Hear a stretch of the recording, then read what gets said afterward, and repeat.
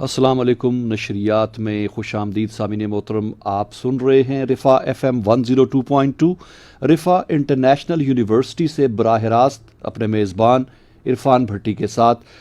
सामीन मोहतरम, मैं बताता चलूँ कि ये प्रोग्राम ना सिर्फ रिफ़ा FM 102.2 पे आप बराह रास्त सुन सकते हैं, बल्कि हमारे फेसबुक पेज पे रिफ़ा FM 102.2 के फेसबुक पेज पे भी ये प्रोग्राम बराह रास्त नशर हो रहा है। तो हमारे वो सामीन जो इंटरनेट तक दस्तरस रखते हैं वो इस प्रोग्राम को फेसबुक पे बराह रास्त देख भी सकते हैं, और देखने के अलावा वहाँ ये सहूलत भी होगी कि अगर कुछ सवाल आप करना चाहें, कुछ पूछना चाहें, तो कमेंट बॉक्स में आप सवाल भी हमसे पूछ सकते हैं।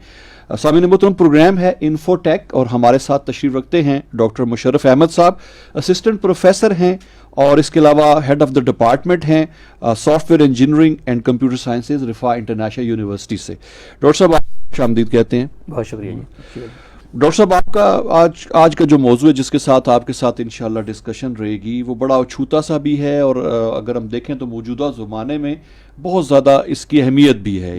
हमारी ज़िंदगियां जो हैं वो काफ़ी चीज़ों के एक तरह से मोहताज होती चली जा रही हैं, और बड़ी स्पीड से जो है वो तब्दीली आ रही, जैसे ऑफ एयर आपसे बात हो भी रही थी कि बड़ी स्पीड से चेंज आ रही है। और एक मिसरा मैंने शेयर किया था, मैं चाहूँगा सामीन की नज़र भी कर दूँ। तो एक शेर पूरा तो नहीं आता, लेकिन एक मिसरा है कि दौड़ो कि ज़माना चाल क़यामत की चल गया।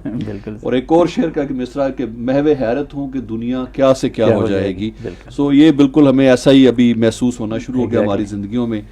एक 2 दिहाइयाँ कबल एक मूवी आई थी, मैंने भी वो देखी डॉक्टर साहब, मैट्रिक्स के नाम से, जिसके अंदर वो एक मशीन को दाखिल कर देते हैं इंसानी जिस्म में, जो उसके दिमाग तक को फिर वो कंट्रोल, उसके इमोशंस को कंट्रोल कर लेती है चीज़। तो तब तो वो फिल्म की हद तक चीज़ें नज़र आती थी, लेकिन अभी मौजूदा ज़माने में तो हमें ये चीज़ें बिल्कुल जो ना प्रैक्टिकली नज़र आना शुरू हो गई। और यही हमारा आज का मौजू है, आर्टिफिशियल इंटेलिजेंस के हवाले से। एक प्रोग्राम मैंने होस्ट किया जिसमें दुनिया की बहुत बड़ी टेलीकम्युनिकेशन से रिलेटेड एक इदारा है, बहुत बड़ा मल्टीनेशनल, उसके जो टेक्निकल हेड थे वो यहाँ तशरीफ़ लाए, और उन्होंने एक बात की, वो सेंटेंस मैंने जो है वो बिल्कुल मेरे दिमाग में चला गया। उन्होंने कहा जी कि ये दुनिया जो ना, मुझे कहते हैं भट्टी साहब, दुनिया को ना आर्टिफिशियल इंटेलिजेंस और ये 5G 6G की तरफ आना ही पड़ेगा। आपके पास कोई ऑप्शन बचेगा नहीं। तो सर, सबसे पहले तो ये शेयर कीजिएगा हमारे सामीन के साथ और हमारे नाजरीन के साथ जो फेसबुक पे हमें देख रहे हैं कि बेसिकली ये आर्टिफिशियल इंटेलिजेंस क्या चीज़ है। बिस्मिल्लाहिर्रहमानिर्रहीम। सबसे पहले तो आपका बहुत शुक्रिया, आपने अपने स्टूडियो में मदऊ किया और FM 102.2 के प्लेटफार्म से एक इंतहाई इम्पोर्टेंट टॉपिक, जैसे आप कह रहे थे, उसके ऊपर बात करने का मौका फराहम किया। बेसिकली हम इन जनरल ये कह सकते हैं कि ये एक कंप्यूटर साइंस की फील्ड ही है, लेकिन कोई एक सिंगल डेफिनेशन इसकी देना मुमकिन नहीं है, क्योंकि डिफरेंट लोग डिफरेंट फील्ड्स में जो काम कर रहे हैं इसी की सब फील्ड्स के अंदर, वो इसको डिफरेंट पर्सपेक्टिव से देखते हैं। लेकिन एक जनरल डेफिनेशन हम ये दे सकते हैं कि ह्यूमंस का जो बिहेवियर होता है उसी को कॉपी करेगी मशीन, यानी making machines to copy the behaviour of human beings. तो इसको हम समझने के लिए एक आसान मिसाल, यानी ह्यूमंस को अगर कॉन्टेक्स्ट में देखा जाए, देखिए हम अपनी डेली लाइफ में बहुत सारे काम कर रहे होते हैं। फॉर एग्जांपल, हम लोगों की वॉइसेस को सुनते हैं, उसकी बेस पे हम रिकग्नाइज भी करते हैं कि ये किसकी साउंड है। तो यही काम अगर मशीन्स करेंगी, आर्टिफिशियल इंटेलिजेंस को यूज़ करती है, तो ये स्पीच रिकग्निशन कहलाएगी। इसी तरीके से हम लोग टेक्स्ट लिखते हैं और उसकी बेस पे उसको एनालाइज करते हैं, उसको समटाइम्स कंक्लूजन भी निकाल रहे होते हैं, डिफरेंट पैराग्राफ्स लिखे हुए हैं, डिफरेंट मज़ामीन जो लिखे हुए हैं, उसकी बेस पे हम लोग इवन डिफरेंट डिबेट्स हैं उनके कंक्लूजन निकाल रहे होते हैं। जब ये काम हम करेंगे कंप्यूटर मशीन्स को यूज़ करते हुए, आर्टिफिशियल इंटेलिजेंस को यूज़ करते हुए, तो ये कहलाएगी नेचुरल लैंग्वेज प्रोसेसिंग, ठीक है, NLP का जो डोमेन है। इसी तरीके से हम लोग एज ह्यूमन बीइंग चीज़ों को देखते हैं, फिर उनको प्रोसेस करते हैं, उसकी बेस पे हम कुछ ना कुछ एनालिसिस कर रहे होते हैं, तजिया कर रहे होते हैं कि ये क्या चीज़ें हैं। अगर यही कैपेबिलिटी मशीन्स के अंदर होगी तो हम कहेंगे ये कंप्यूटर विजन है, computers are able to see the things and making decisions on the basis of that. इसी तरह से इमेजेस को हम देखते हैं, अगर बहुत सारे इमेजेस हों, हम उसमें से अलहदा कर सकते हैं कि कौन से इमेजेस ह्यूमंस के हैं, कौन से इमेजेस फॉर एग्जांपल किसी चीज़ों के हैं, कौन से इमेजेस एनिमल्स के हैं। Even with in this domains हम ये भी करते हैं कि फॉर एग्जांपल कौन से इमेजेस हैं जो किसी खास एरिया के लोगों को बिलोंग करते हैं, फॉर एग्जांपल एशिया के लोगों की खास हैयत होती है, तो हम अलहदा कर सकते हैं यही काम मशीन्स भी कर सकते हैं, तो वो इमेज प्रोसेसिंग के अंदर ये चीज़ें आ जाएंगी। इसी तरीके से हमारे पास अगर बहुत सारा डाटा मौजूद हो, हम उसमें से पैटर्न्स को निकाल सकते हैं कि किस तरह के पैटर्न्स बन रहे हैं। अगर लोग इवन डिबेट्स भी कर रहे हैं तो कौन सा ऐसा टॉपिक है जिसके ऊपर ज़्यादा लोग बात कर रहे हैं, तो ये भी एक तरह से पैटर्न हो गया। इवन इमेजेस के अंदर अगर बड़े स्केल के इमेजेस हों, उसमें से पैटर्न्स को निकालना, तो ये जो चीज़ है ये पैटर्न रिकग्निशन कहलाती है। तो आप देख सकते हैं कि तकरीबन हर डोमेन के अंदर एक तरह से जो है वो ये आर्टिफिशियल इंटेलिजेंस काम कर रही है। तो इन जनरल हम कह सकते हैं कि जो हम डेली लाइफ में काम कर रहे हैं एज ह्यूमन बीइंग्स, वही काम हम मशीन से करवाने की कोशिश कर रहे हैं। तो artificial intelligence basically using machines to copy the behaviour of human beings in general, मैं ये कह रहा हूँ। लेकिन अब जैसे जैसे आगे चीज़ें एडवांस्ड हुई, ये फील्ड भी मैच्योर होना शुरू हुई, तो इसकी आगे फिर सब फील्ड्स भी कह लेंगे बनना शुरू हो गई। तो मेन ऑब्जेक्टिव जो है वो तो यही है कि हम मशीन्स को इस काबिल कर दें कि वो खुद डिसीजन कर रही हो बेसिकली। जैसे ह्यूमन बीइंग्स हैं वो चीज़ों को ऑब्जर्व करते हैं, चीज़ों को देखते हैं, इसके साथ साथ वो डाटा को एनालाइज भी कर रहे होते हैं, अंडरस्टैंड भी कर रहे होते हैं, फिर उसकी बेस पे वो डिसीजंस करते हैं। सही। और इस सारे प्रोसेस में ह्यूमन बीइंग्स जो हैं they learn from their mistakes even, कि अगर कोई वो गलती करते हैं किसी डिसीजन करने में तो वो उसकी बेस पे वो सीख भी रहे होते हैं। यही चीज़ है बेसिकली कि मशीन्स भी उनके अंदर भी ये कैपेबिलिटी डेवलप की जाए कि वो डाटा को ऑब्जर्व करें, अपने सराउंडिंग्स को इवन ऑब्जर्व करें, they can see the things, और उसकी बेस पे वो एनालाइज करके फिर डिसीजंस कर सकें। तो इसी की फील्ड फिर बन गई, इसी की बेस पे मशीन लर्निंग का कॉन्सेप्ट आया, जो आर्टिफिशियल इंटेलिजेंस की ही एक यानी कि सब फील्ड है। और उसके अंदर फिर मशीन्स के अंदर ये कैपेबिलिटी डालने की कोशिश की जा रही है कि without the interventions of human, machines को प्रोग्राम ऐसे कर दिया जाए कि वो डाटा को ऑब्जर्व करें, उसकी बेस पे वो एनालिसिस करें और फिर वो डिसीजन मेकिंग कर रही हूँ।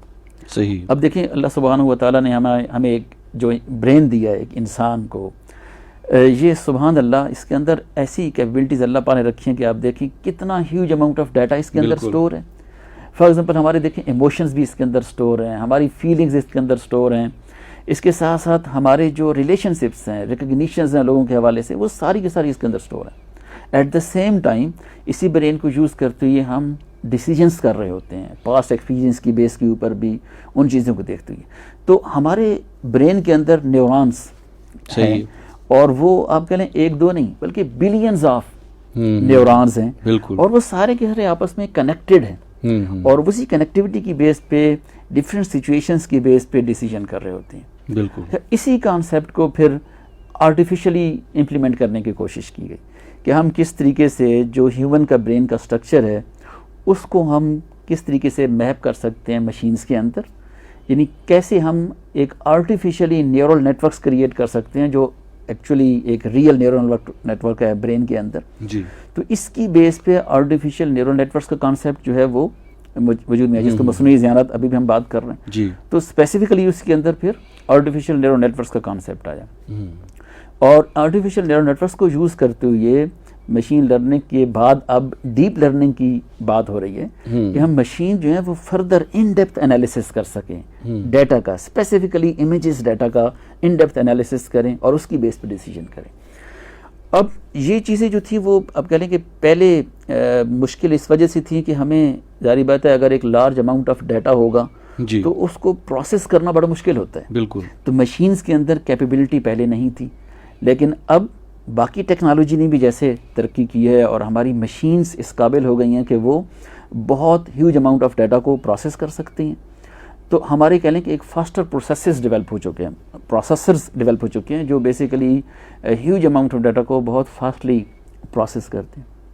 इसी तरीके से आर्टिफिशियल इंटेलिजेंस की जो टर्म है वो तो बेसिकली 1956 में कॉइन हुई थी जी। और अभी इसने क्यों रिसेंटली ज़्यादा पॉपुलैरिटी गेन की है, उसकी वजह यह है कि पहले हमारे पास डाटा इतना ज़्यादा नहीं था, सही, अमाउंट ऑफ डाटा बहुत कम था। बिल्कुल। अब स्पेशली ये सोशल मीडिया और इंटरनेट के आने की वजह से हमारा जो अमाउंट ऑफ डाटा है, इवन जो डेली कह लें कि डाटा ऐड हो रहा है वो ह्यूज अमाउंट ऑफ डाटा है। बिल्कुल। और एक रिपोर्ट के मुताबिक कह लें कि 21 के एंड तक 44 जीटा बाइट्स ऑफ डाटा जो है वो होगा, सही, मौजूद होगा। बिल्कुल। ये भी एक रफ एस्टिमेट है। बिल्कुल। इसका मतलब ये है कि 44 ट्रिलियंस ऑफ जीबीज का डाटा होगा, ठीक है, बिल्कुल। यानी 44 खरब जीबीज डाटा, ठीक है, और एक जीबी के अंदर आपकी रफली जो वीडियोस होती हैं 2-2.5 घंटे के, ये 2 से 3 वीडियो स्टोर हो सकती हैं। बिल्कुल। तो इतना अमाउंट ऑफ डाटा है।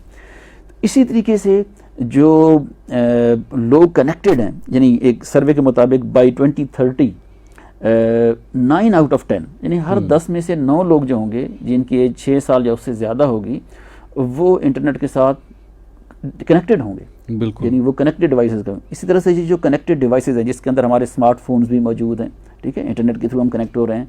अब स्मार्ट डिवाइसेस और भी आ रही हैं, हाउस होल्ड आइटम्स जो हैं, इवन आपकी डिफरेंट जो एसीज़ हैं, आपके रेफ्रिजरेटर्स हैं, ये सारी की सारी चीज़ें आपके स्मार्टली डिवाइसेस के साथ कनेक्ट हो रही हैं। तो उसका जो सर्वे है उसके मुताबिक ये है कि 75 बिलियन जो IoT से इंटरनेट ऑफ थिंग्स की टर्मिनोलॉजी यूज़ होती है, जी। वो बाई 2025 जो है वो कनेक्टेड होंगे, यानी 75 अरब डिवाइसेस जो हैं वो इसके साथ कनेक्टेड होंगे।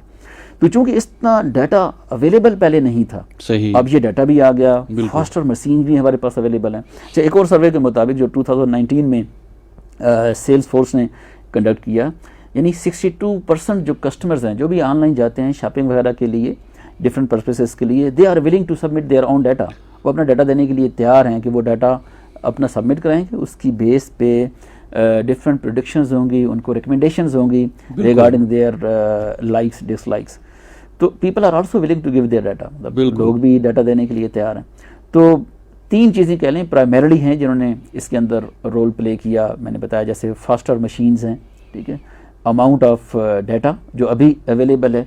इसके अलावा एल्गोरिदम्स अब ऐसे डिज़ाइन हुए कंप्यूटर साइंस की फील्ड के अंदर जो basically huge amount of data को पहले प्रोसेस नहीं कर सकते थे, अभी उसी नीड के हिसाब से नए एल्गोरिदम्स डेवलप हुए जो इनको प्रोसेस कर सकते हैं। सही। तो ये एक उसका कह रहे हैं कि सही है। सामिन मोहतरम, प्रोग्राम इन्फोटेक आप समात फरमा रहे हैं रिफा FM 102.2 पे, और फेसबुक पे जो हमारा पेज है 102.2 का पेज, उस पे भी इस प्रोग्राम को बराह रास्त नशर किया जा रहा है। हमारे साथ तशरीफ़ रखते हैं डॉक्टर मुशर्रफ अहमद साहब, असिस्टेंट प्रोफेसर हैं और हेड ऑफ़ द डिपार्टमेंट हैं software engineering and computer sciences रिफा international university में, और आज आर्टिफिशियल इंटेलिजेंस के हवाले से हम डॉक्टर साहब से गुफ्तगू कर रहे हैं। डॉक्टर साहब, ये फरमाइएगा कि हमारी जो रोज़मर्रा की ज़िंदगी है, कुछ आपने अभी जिक्र भी किया, तो बहुत हद तक अब ये जो है ना डिपेंडेंट होना शुरू हो गई हुई है आर्टिफिशियल इंटेलिजेंस पे। इस हवाले से कुछ फरमाइएगा।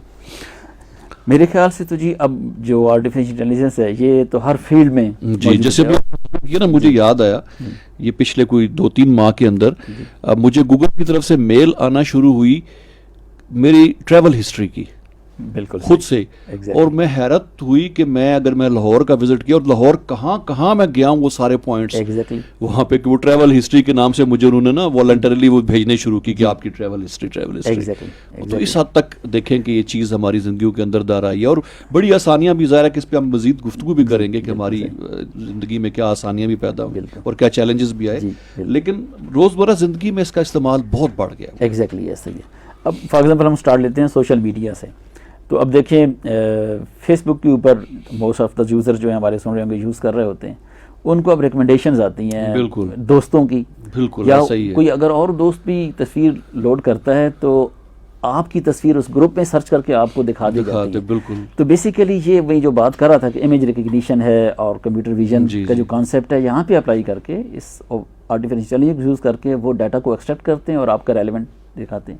इसी तरह से आपको फ्रेंड्स की रिकमेंडेशंस आ रही होती हैं। जी बिल्कुल। जब आप सर्च करते हैं कोई आइटम परचेज करने के लिए, तो अगली दफ़ा आप जाते हैं वही आइटम आपको दिखाया जा रहा होता है। बिल्कुल। इसी तरीके से अगर आप अमेज़ॉन वगैरह पे जाते हैं या इवन दराज वगैरह के ऊपर आप सर्च कर रहे होते हैं, तो आपके आइटम से मिलते जुलते आइटम जो लोगों ने औरों ने परचेज़ किए होते हैं, बिल्कुल, वो आपको रिकमेंड हो रहे होते हैं। तो आप कह लें कि फॉर एग्जांपल सोशल मीडिया में इसकी ये इस तरीके से एप्लीकेबिलिटी है।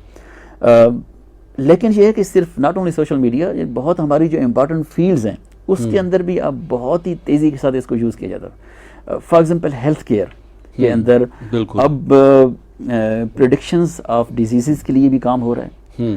इसी तरीके से डायग्नोसिस के लिए कि एक इंसान की जितनी भी एक हिस्ट्री है उसकी मेडिकल के हिसाब से, उसकी इवन जो मेडिकल इमेजेस लिए जाते हैं, MRIs वगैरह ली जाती हैं, उसकी बेस पे प्रिडिक्ट करना कि इसको डिजीज़ है नहीं है या कब हो सकती है, बिल्कुल आगे क्या चांसेस हो सकते हैं। इसी तरीके से डोजेस की रिकमेंडेशंस भी होती है कि इस बंदे की जो केमिस्ट्री है उसके हिसाब से कितनी डोजेज की क्वांटिटी जो है रिकमेंड की जाती है। ये सारे काम सिस्टम्स कर रहे हैं।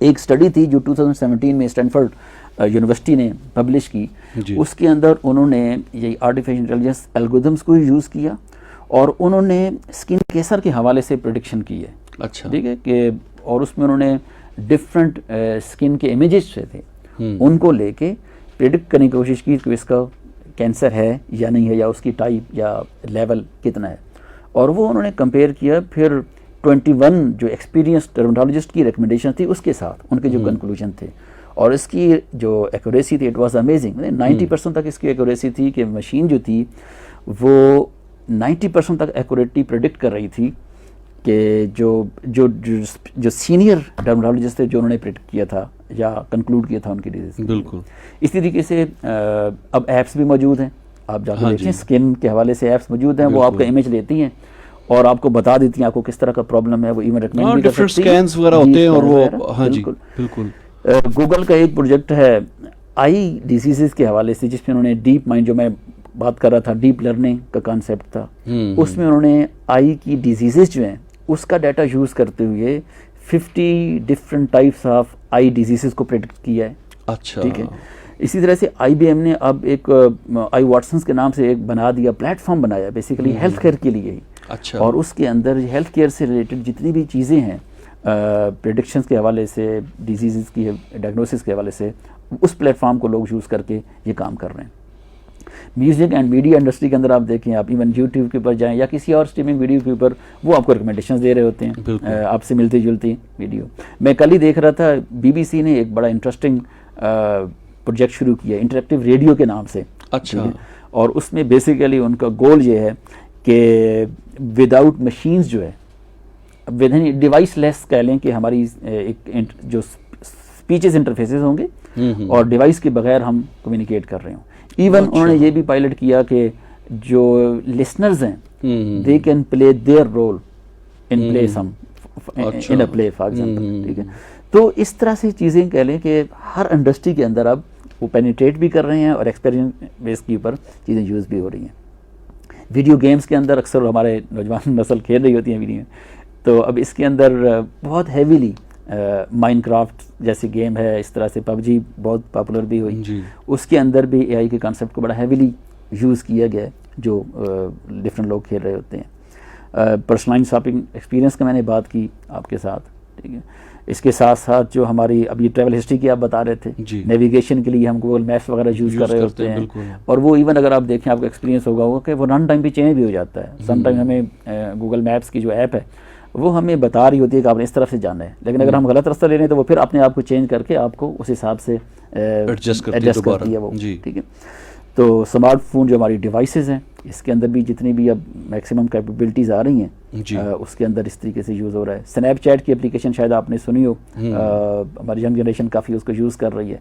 उसके अंदर जो कैमरा है वो भी AI के साथ एनेबल्ड है, और वो उसके अंदर जो डिफरेंट फ़िल्टर्स होते हैं एनवायरनमेंट के हिसाब से वो फ़िल्टर्स को एडजस्ट कर रहे होते हैं। बिल्कुल, तो आप कह लें कि एक तरह से अब ऑलमोस्ट इन एवरी फील्ड जो है ये पेनिट्रेट भी कर चुकी है और हमारे हर एस्पेक्ट ऑफ लाइफ को मोर और लेस जो है ये कह लें कि अफेक्ट कर रही है। इसी तरीके से आप देख सकते हैं अब सिक्योरिटी और सर्वेलेंस के लिए ड्रोन्स का जो इस्तेमाल है वो पहले उस तरह से पॉसिबल ही नहीं था, बिल्कुल, कि जाके सर्वेलेंस इस तरह से की जाए। अब ये बड़ा कॉमन हो चुका है, और उसके अंदर ये फेशियल रिकग्निशन भी मौजूद है कि दूसरों से फेस को रिकग्निशन करना, इवन वॉइस रिकग्निशन की जैसे मैंने बात की, ये सारी कैपेबिलिटीज़ भी अंदर इन डिवाइसेस के अंदर मौजूद हैं, और ये सारे टास्क जो हैं डिफरेंट परफॉर्म कर रहे होते हैं। अब कह लें कि अगेन एक सर्वे था फॉर्च्यून बिजनेस इनसाइट्स का 2020 का, उसके अंदर वो ये बता रहे थे कि जो AI की ग्लोबल इंडस्ट्री है वो तकरीबन $267 बिलियन हो जाएगी बाई 2027। तो जो डिफरेंट लार्ज स्केल बिजनेसेस हैं वो भी बड़ा हैवीली AI को इंटीग्रेट कर रहे हैं अपने बिजनेस के अंदर। सही है। डॉक्टर साहब, आपने फरमाया कि आर्टिफिशियल इंटेलिजेंस का जो ये टर्मिनोलॉजी है तो 50s में इंट्रोड्यूस होगी हुई थी और बड़ी फिर स्पीड्स पे मतलब डिफरेंट फेजेस पे इस पे काम होता रहा। हम सुनते रहे कि एयरक्राफ्ट्स के अंदर तो ये टेक्नोलॉजी बहुत पहले से मौजूद थी, ऑटो वाली, जी, कि वो खुद ब खुद ही उसको फीड कर दी गई उसकी डेस्टिनेशन और वो बिल्कुल अपनी उसकी स्पीड और वो जो भी है पायलट सो गया ऑटो पे लगा के जी, और वो जहाज़ खुद ब खुद जो है वो फ्लाई कर रहा है और वो सारे सिस्टम ये और लेकिन इसके साथ साथ डॉक्टर साहब बड़े चैलेंजेस भी हैं। एग्जैक्टली। और बल्कि हम तो पहले ये जानना चाहेंगे कि अभी आपने हमारी ज़िंदगियों में इसकी अहमियत पे तो बात की, पॉजिटिव क्या है आर्टिफिशियल इंटेलिजेंस की हमारी ज़िंदगियों के अंदर, और फिर हम उस चैलेंजेस को भी डिस्कस करें। बिल्कुल। एक्चुअली एक तो आपने ये मेडिकल साइंसेस का बड़ा अच्छा जिक्र किया। आज अभी वाजिद साहब हमारे जो इंजीनियर है, थोड़ी देर पहले उन्होंने शेयर किया कि पाकिस्तानी स्टूडेंट्स ने वो एक हाथ जो है वो उसको बनाया है जो ब्रेन के साथ जिसका कनेक्शन है कि ब्रेन जो सोचेगा तो वो ग्रिप करेगा जो भी है। और उस इससे पहले जो इस फील्ड में काम हो चुका था लाइक उसमें कि एक बंदा तो बहुत कुछ सोच रहा होता है जी, तो उसको उन्होंने कनेक्ट किया बिल्कुल उस हाथ के फंक्शंस के साथ। एग्जैक्टली ऐसा ही। तो ये बहुत बड़ा देखें, ये भी आर्टिफिशियल इंटेलिजेंस की एक है। आपके ह्यूमन ऑर्गन्स बनना शुरू हो गए हुए, किसी की टांग कटी हुई है तो उसको, और ये ग्रिप्स तो ये बड़ी कॉम्प्लिकेटेड किस्म की ये साइंस होती है जो अल्लाह ताला ने बनाई हुई है। तो इस हद तक चलेगा हुआ काम। तो इस पर थोड़ा रोशनी डालिएगा। टेक्नोलॉजी के पॉइंट ऑफ व्यू से तो जैसे मैंने कहा कि हेल्थ केयर के अंदर बहुत काम हो रहा है। इवन ट्रांसपोर्टेशन के अंदर आपने एग्जांपल दी इसकी एरोप्लेन्स की। जी। तो अब जैसे सेल्फ ड्राइविंग कार्स के ऊपर हाँ बिल्कुल बड़ा एक ठीक ठाक एक्सपेरिमेंट्स हो चुके हैं। हाँ टेस्ला 2 उसके वर्जन लॉन्च कर चुकी है, अभी 3rd भी ऑलमोस्ट लॉन्च करने वाली है। क्वाडकॉप्टर्स डॉक्टर साहब वहाँ पे बड़ा रेस्क्यू के लिए यूज किया जा रहा है जहाँ इंसान नहीं पहुँच पाता। बिल्कुल। और वहाँ पे वो क्वाडकॉप्टर्स के जरिए रेस्क्यू भी किया जा रहा है। सर्च के ऑपरेशंस भी जैसे आपने कहा इसी तरह चल रहे हैं। जिप लाइन एक सर्विस आप चेक कीजिएगा शुरू की गई है जी। उसका ऑब्जेक्टिव प्राइमरी बल्कि उनका मिशन ये है कि हमने जो एक वाइटल मेडिकल इक्विपमेंट्स होते हैं जी, इवन फॉर एग्जांपल ब्लड है या स्टंट्स होते हैं रिमोट एरियाज के अंदर जहाँ पे जल्दी नहीं पहुंचाए जा सकते, वो हमने विद इन नो टाइम पहुंचाने हैं। सही। और उसकी सर्विसेज जो हैं वो अभी चल रही हैं। बिल्कुल ऐसा ही है। और इसके साथ साथ एक प्रोजेक्ट था नेपाल के अंदर जो 2015 में एक ज़लज़ला आया था, वहाँ पे अब बहुत से एरियाज ऐसे थे जिन तक नहीं पहुँचा जा सकता था। तो इसी एआई को यूज़ करते हुए, ड्रोन्स वगैरह को यूज़ करते हुए वहाँ पे पॉइंट आउट भी किया गया कि कौन कौन से एरियाज़ डैमेज्ड हैं, कम ज़्यादा, फिर वहाँ पे नेचर ऑफ डिज़ास्टर क्या है और वहाँ पे उनकी नीड्स किस तरह की हैं, उसको असेस करके फिर रेलेवेंट चीज़ें वहाँ पे पहुँचाई गई। बिल्कुल। आपको याद होगा 2005 में जब हमारे पास ज़लज़ला आया था, जी। एक बड़े पैमाने के ऊपर एक तबाही आई थी यहाँ पे, तो उस वक्त कई ऐसे एरियाज भी थे जहाँ पे हफ्तों लग गए थे पहुँचने में, अप्रोच नहीं हो सकती थी। लेकिन अब जैसे मैंने बताया 2015 में ये एक एक्सपेरिमेंट हो चुका है कि वहाँ नेपाल के अंदर चीज़ें पहुँचाई गई और बिल्कुल रेलेवेंट पॉइंट आउट किया गया। इवन जैसे मैं बताता ना कंप्यूटर विजन को यूज़ करती है, वहाँ पे इमेजेस के थ्रू ये भी असेस किया गया कि नेचर ऑफ डिज़ास्टर क्या है, क्या नीड्स हैं इनकी, कौन से आइटम सप्लाई करने हैं। बिल्कुल। तो ये एक एस्पेक्ट हो गया। ट्रांसपोर्टेशन की हमने बात की है, हेल्थ केयर की हमने बात की, ये सारे एस्पेक्ट्स तो हैं। लेकिन थोड़ा कह लें डिफरेंट वे से अगर देखा जाए तो कह लें एक जो इम्पैक्ट आएगा, मेजर इम्पैक्ट जो नज़र आता है वो जॉब्स के हवाले से होगा। बिल्कुल। तो एक चैलेंज के तौर पे आएगा। बिल्कुल। लेकिन उसके अंदर अपॉर्चुनिटी भी है। यानी जॉब्स एलिमिनेट तो होंगी, लेकिन at the same time artificial intelligence जो है ये न्यू जॉब्स भी क्रिएट करेगी। बिल्कुल सही। और प्रेडिक्शन इस तरह की हैं, यानी सर्विस जो किए जा सकते हैं वो even more than conventional jobs होंगी। अच्छा जी, तो उससे ज़्यादा जॉब्स क्रिएट हो रही हैं। तो मतलब ये जो लोगों के जहन में है कि जितना इंसानी एलिमेंट कम होता चला जाएगा, जॉबलेसनेस होगी, तो ये भी मतलब इसको भी मतलब इतना नेगेटिव भी नहीं, बल्कि इसमें जी एग्जैक्टली बेसिकली पर्सपेक्टिव चेंज हो जाएगा, जॉब्स की नेचर चेंज हो जाएगी। सही है। और हम जो अभी लेबोरियस वर्क कर रहे होते हैं या रिपीटेटिव टास्क कर रहे होते हैं, ये मोर और लेस रिप्लेस होते जाएंगे मशीन्स के थ्रू। ज़्यादा क्रिएटिव वर्क जो होगा हमारा, जिसमें ह्यूमंस रिक्वायर्ड होते हैं, वो जो नेचर ऑफ वर्क होगी वो इनफैक्ट आप कह लें कि बढ़ती जाएगी। सही है। तो एक तरह से कह लें कि एक इस तरह से एक और स्टडी में देख रहा था, माइक्रोसॉफ्ट ने इंडिया के अंदर एक प्रोजेक्ट लॉन्च किया है जो बेसिकली वो जो फार्मर्स हैं जी। उनके लिए उन्हें एक ऐप बनाई है और उस ऐप के अंदर डाटा मौजूद है, मतलब पास्ट फ्यू 2-3 डिकेड्स का, कि इस इलाके का मौसम कैसा होता है, कौन से मौसम में बीज सो करना चाहिए और क्या किस किस्म की फर्टिलाइजेशन होनी चाहिए।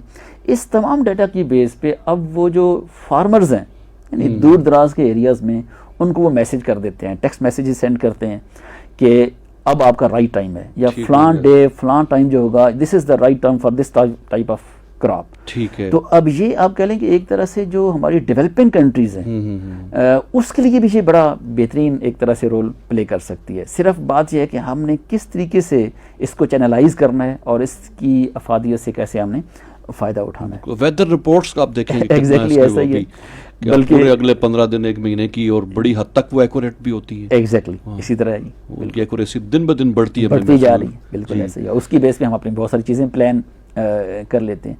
तो ये कह लें कि बहुत सारी जो एस्पेक्ट में पहले भी जिक्र कर रहा था कि हमारी जो ऑटोमेशन है बिजनेसेस के अंदर, वो बहुत ज़्यादा बढ़ जाएगी। ठीक है, बिजनेस प्रोसेसेस हमारे चेंज हो जाएंगे।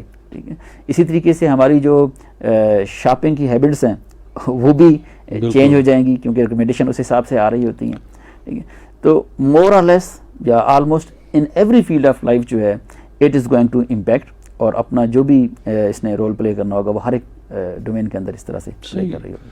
डॉक्टर साहब, अभी स्पेस साइंसेज में इसकी देखें आप वैल्यू, अभी लेटेस्ट जो मार्स के ऊपर मिशन वहाँ पे पहुँच गई है मशीन्स, वो हमें हर सेकंड का हर उसका वो डाटा हमें आना शुरू हो गया, तस्वीर आनी शुरू हो गई हैं। मुझे थोड़ा सा इंटरेस्ट रहा है इसमें, तो मैं देखता रहता हूँ कि वो कितनी सिमिलैरिटी बिल्कुल लगता है ज़मीन की तरह की, वो वहाँ पे विद इन नो टाइम वो वहाँ से पहुँच रही है, रियल टाइम में डाटा सेंड कर रहे हैं। इसके साथ साथ वहाँ पे ड्रोन है जो बेसिकली वहाँ पे फ्लाई कर रहा है और वो इमेजेस लाइव जो है वो सेंड कर रहा है। अभी तो ये कि वहाँ से वो मटेरियल लेके भी वापस भेजना ज़मीन तक, उस पर भी काम हो रहा है अभी, कब जो है वो कम्युनिकेशन इस हद तक हो जाएगी कि वहाँ से चीज़ें भी आनी जानी शुरू हो जाएंगी। बिल्कुल ऐसा ही। तो बहरहाल वही कि महवे हैरत हूँ कि दुनिया क्या से क्या हो जाएगी। डॉक्टर साहब, बड़ी आपने मुस्बत चीज़ें तो हमसे डिस्कस की, लेकिन चैलेंजेस भी हैं इसके साथ साथ, जैसे कुछ नेगेटिव चीज़ें भी हैं।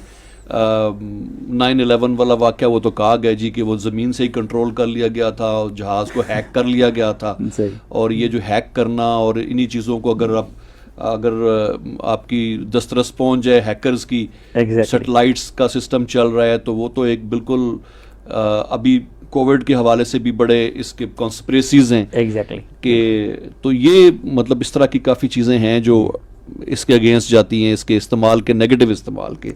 तो इस पे कोई रोशनी डालिएगा। इसमें सबसे पहली बात तो ये देखें, कोई भी टेक्नोलॉजी है उसका मेन ऑब्जेक्टिव ये तो नहीं होता कि उसको नेगेटिवली हमें यूज़ करना है। सही है।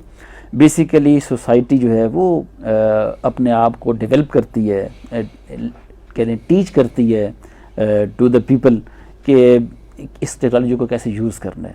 इवन उसको यूज़ राइट और रॉन्ग के हिसाब से भी डिफरेंट लेजिस्लेशंस होती हैं, डिफरेंट लॉज बनाए जाते हैं। तो ऑन इट्स ओन देखें ये नेगेटिव नहीं है, लेकिन जैसे मैं कह रहा था कि ये primarily it depends upon data. ठीक है, अगर इसके पास एआई के पास डाटा नहीं होगा तो इट इज़ ज़ीरो, मतलब ये कुछ भी नहीं हो सकता। ठीक है, बिल्कुल। अब उस डाटा के अंदर चैलेंज फिर ये आता है कि because it is a prime need of AI to have data, तो अब उनको आप कह लें कि एट एनी कास्ट डाटा तो चाहिए। तो if we are not willing to do it, ठीक है, if we are not willing to give it, तो फिर जारी बात है डाटा हमारा वो एक्सेस करेंगे, किसी भी डिफरेंट तरीके से एक्सेस करेंगे। तो उसमें हमारा एक कह लेंगे प्राइवेसी का जो एक एलिमेंट है, हमारा डाटा ब्रीचेस का जो कॉन्सेप्ट है वो बड़ा इम्पोर्टेंट है।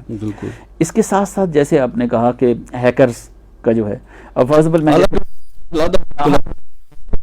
चीज़ कह दूँ कि क्योंकि वो इसी के साथ रिलेटेड इस तरह से है कि अब फॉर एग्जांपल हमारे डिफरेंट डिवाइसेज अगर ऑटोमेटेड हैं, वो कनेक्टेड डिवाइसेज हैं घर के अंदर, तो अब उस चूँकि वो नेटवर्क के साथ कनेक्टेड हैं, तो कोई भी उसके अंदर इंटरवीन करके उसको अपने पर्पसेस के लिए यूज़ कर सकते हैं। ठीक है, तो ये इसके अंदर चलेंगे। इसी तरीके से जो अभी हम बात कर रहे थे फॉर एग्जांपल मेडिकल हेल्थ के हवाले से, जैसे मैंने कहा कि इसके ऊपर ये तो डाटा के ऊपर डिपेंड करता है। अब डाटा जो हम यूज़ कर रहे होते हैं उसके अंदर बायसनेस भी हो सकती है। अगर हम कोई क्रिटिकल डिसीजंस कर रहे होंगे इसकी बेस पे, तो लोगों का ट्रस्ट बिल्ड करना बड़ा डिफ़िकल्ट होगा कि किसी इम्पॉर्टेंट या किसी क्रिटिकल डिजीज़ के लिए फॉर एग्जांपल, या किसी क्रिटिकल मेडिकल ट्रीटमेंट के लिए हम मशीन के ऊपर ट्रस्ट करें, अगर डाटा हमारा बायस्ड होगा तो उसका डिसीजन भी गलत आ सकता है। ऐसा ही है, बिल्कुल ऐसा ही। कंप्लीटली जारी बात है, इसके ऊपर लेके जाने में हमें चैलेंज होगा, एक बहुत बड़ा चैलेंज होगा। रिलायबिलिटी का इसके अंदर एक जैसे मैं कह रहा था कि बड़ा इशू है, क्योंकि डाटा ही अगर रिलायबल नहीं है बिल्कुल, तो जो हमारे रिजल्ट्स बिल्कुल बन रहे होंगे वो भी इसी तरीके से रिलायबल नहीं होंगे। हम अपने डिफरेंट प्रोसेसेस को ऑटोमेट कर लेते हैं फॉर एग्जांपल, और अगर सॉफ्टवेयर फेल हो जाता है तो हमारा काम भी उस पर रुक सकता है। सही, बड़े मजे की बात मेरे मुशाहिदे में आई तो मैं चाहूँगा शेयर कर लूँ।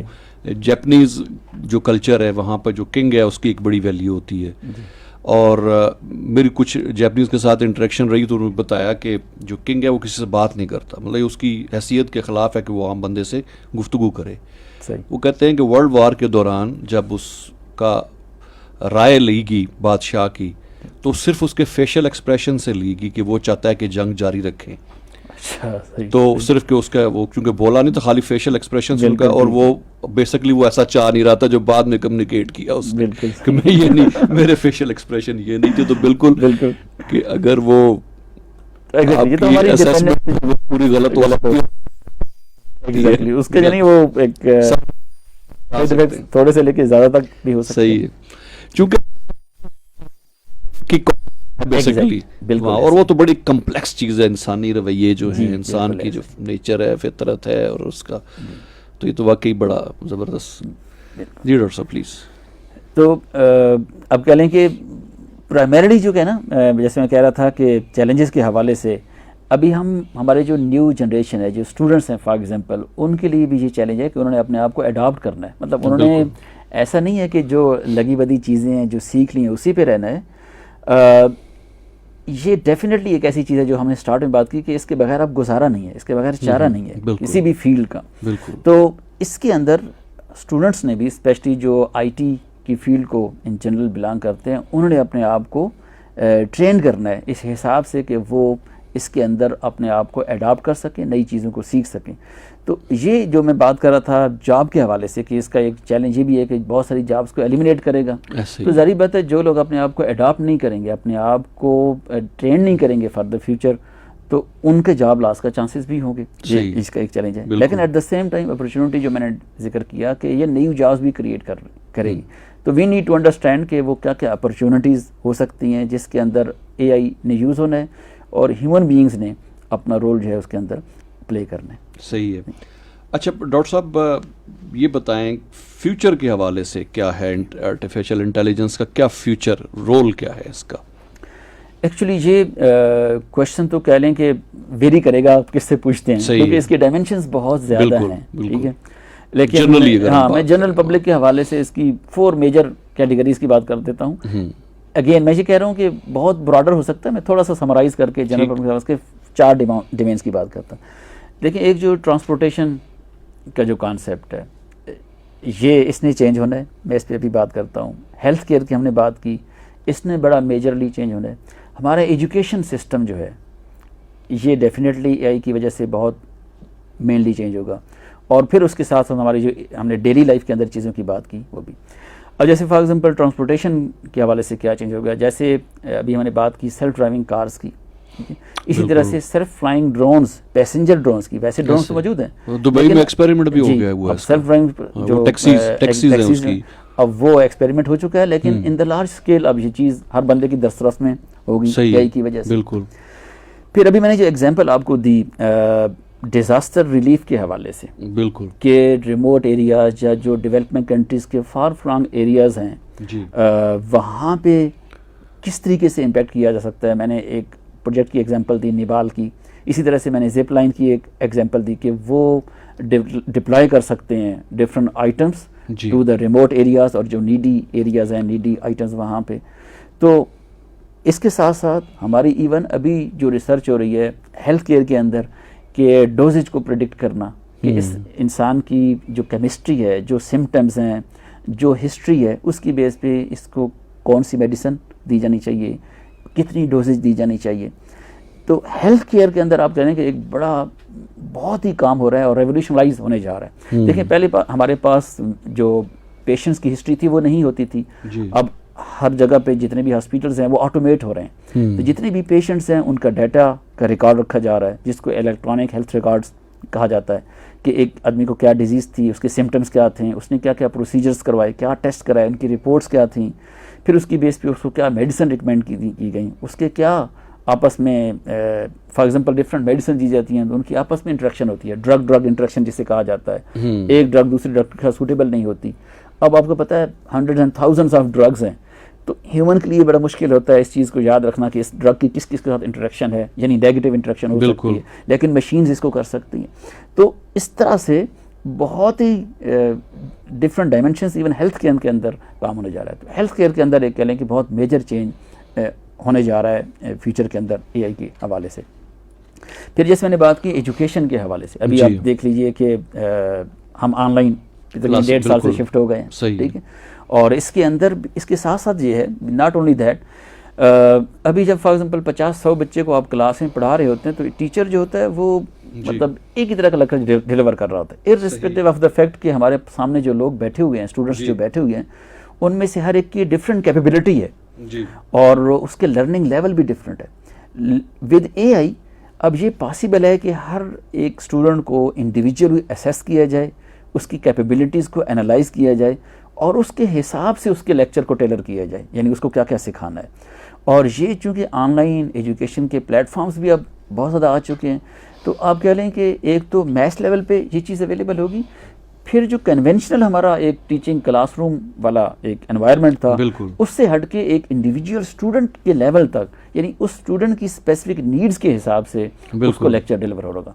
इन चीज़ों के ऊपर काम हो रहा है, ठीक है। और ये एक कह लें कि बड़ा ऑटोमेशन के हवाले से हमने जैसे बात की, आपने देखे होंगे दुबई के अंदर ये रोबोट्स वगैरह उन्होंने डिप्लॉय किए हैं, इवन चाइना के अंदर न्यूज़ कास्टर्स जो हैं उन्होंने रोबोट्स लॉन्च किए हैं। तो प्रोसेसेस के अंदर जो ऑटोमेशन है वो भी मोरलेस आप कह लें कि बहुत ही तेज़ी से होने जा रही है। तो मैंने 4 मेजर डोमेन्स की बात की, जैसे मेडिकल के अंदर बहुत रिवोल्यूशनरी चेंजेस होने जा रहे हैं, इसी तरीके से ट्रांसपोर्टेशन के अंदर हमारे बहुत ही मेजर चेंज हो सकता है, एजुकेशन के अंदर हो सकता है, और डेली लाइफ के अंदर हमारे जितने डिफरेंट बिजनेस प्रोसेसेस वगैरह हैं उसके अंदर कहने के काफ़ी एक मेजर चेंज आ सकता है इसकी वजह से। सही है। डॉक्टर साहब आखिर में मैं चाहूँगा कि हमारे लिए बैसियत पाकिस्तानी, या जिस तरह आप चूँकि एकेडमिक्स के साथ एक ताल्लुक़ है आपका, हमारे स्टूडेंट्स के लिए क्या मैसेज देना चाहेंगे इस हवाले से? जैसे हमने बात की और आपने भी कहा था कि हमें इससे खौफज़दा होने की ज़रूरत नहीं है। बिल्कुल सही। देखें आर्टिफिशियल इंटेलिजेंस अभी एक तरह से आ चुकी है और इसने आगे फॉर द लॉन्ग टर्म रहना है। सही है। यानी हमारी लाइफ्स को, हमारी सोसाइटीज़ को, कंट्रीज़ को, इवन वर्ल्ड को इसने डिफरेंट वे में ट्रांसफॉर्म करना है, ठीक है। और वो हम फोर्सी भी कर सकते हैं, लेकिन बहुत सारी चीज़ें ऐसी हैं जो अभी हम समझ नहीं सकते कि आज से 10 साल पहले बहुत सारी चीज़ें ऐसी थी जो हम नहीं इमेजिन करते थे, जैसे अब वीडियो कॉल्स है और इस तरह की चीज़ें, लेकिन आगे होने जा रही हैं।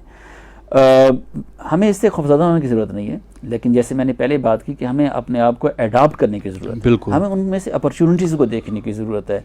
स्पेसिफिकली जो हमारे IT के स्टूडेंट्स हैं उनको ये देखने की ज़रूरत है कि उन्होंने अपनी किस तरह से रोल प्ले करना है। आर्टिफिशियल इंटेलिजेंस की जो रिलेटेड फील्ड्स हैं, जैसे मैंने जिक्र किया डाटा साइंस इसकी एक फील्ड है, मशीन लर्निंग है, डीप लर्निंग जो पिछले 5 से 10 सालों के अंदर अब पॉपुलर हुई है और इसके ऊपर अब बहुत ज़्यादा काम भी हो रहा है। इन डिफरेंट डोमेन्स की क्या क्या रिक्वायरमेंट्स हैं और इनको सीखने के क्या क्या रिसोर्सेज हैं, ये सारी चीज़ें हमारे स्टूडेंट्स ने देखनी है और अपने आप को अडॉप्ट करना है। और ओवरऑल हमें सोसाइटी के पॉइंट ऑफ व्यू से देखना है कि हमने सोसाइटी के अंदर इस चीज़ को पॉजिटिवली देखना है।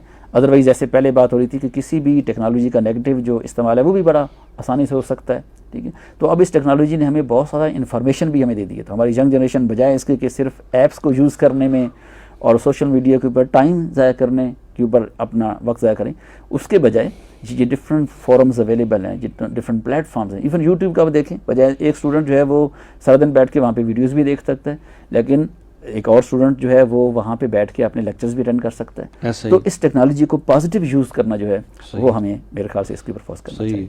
हमारे फेसबुक पेज पे काफ़ी लोगों ने हमें ज्वाइन किया, बहुत सारे लोगों ने प्रोग्राम को पसंद किया है। उमर असगर हैं, तज़ैना हैं, इश्तियाक फ़ारूक हैं, मोहम्मद फ़रज़ान हैं, अहमद एजाज़ हैं। एक सवाल भी है हमारे किसी सामे की तरफ से, होलोग्राम टेक्नोलॉजी जो है इसके हवाले से।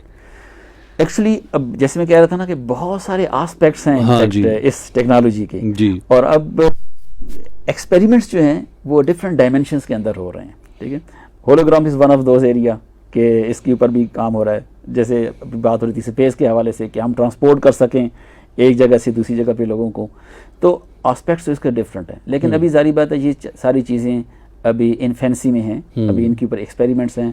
आगे किस तरीके से ये चीज़ें मेच्योर होती हैं ये तो एक क्वेश्चन रहेगा। लेकिन मेन चीज़ ये है कि जो काम हो रहा है इन एस्पेक्ट्स के ऊपर वो इसी बड़े फास्ट पेस के साथ हो रहा है। सही बात। और जो अभी हम कॉन्सेप्ट जितने भी सुन रहे हैं वो बहुत तेज़ी से हमें जी। एक तरह से होते बहुत सारी हुए ऐसी दिख रहे चीज़ें जो मतलब 8-10 साल पहले हमें ख्वाब में भी नहीं आती थी। हैं। एग्जैक्टली ऐसा ही। वो हमें अब नज़र आना नज़र आ शुरू रही हो गई हैं। बिल्कुल। एक हकीकत के रूप में हम उनको ना सिर्फ नज़र आ रही हैं बल्कि इस्तेमाल करना शुरू कर दिया हमने। डॉक्टर साहब बहुत बहुत शुक्रिया तशरीफ़ लाने का। और सामीन मोहतरम, प्रोग्राम इन्फोटेक आप समाअत फरमा रहे थे रिफा FM 102.2 पे। हमारे साथ मौजूद रहे डॉक्टर मुशर्रफ अहमद साहब, असिस्टेंट प्रोफेसर हैं, हेड ऑफ़ द डिपार्टमेंट हैं software engineering and computer sciences रिफा international university में। 2006 से ताल्लुक़ है डॉक्टर साहब का हमारी यूनिवर्सिटी के साथ। और आज बहुत ही इंपॉर्टेंट मौजू जो आर्टिफिशियल इंटेलिजेंस, इसके ऊपर बड़ी सैर हासिल गुफ्तगू रही, मेरी बड़ी लर्निंग हुई। मुझे उम्मीद है कि आपको भी ये प्रोग्राम पसंद आया होगा। ये नशरियात, ये प्रोग्राम आप तक पहुँचाने में हमें मुआवनत हासिल रही हमारे ब्रॉडकास्ट इंजीनियर जनाब वाजिद महमूद की। उनका बहुत बहुत शुक्रिया। डॉक्टर साहब आपका भी बहुत बहुत जी, बहुत शुक्रिया। शुक्रिया आपका। इरफान भट्टी को रिफा FM 102.2 के स्टूडियो से इजाज़त दीजिएगा। अल्लाह हाफिज़।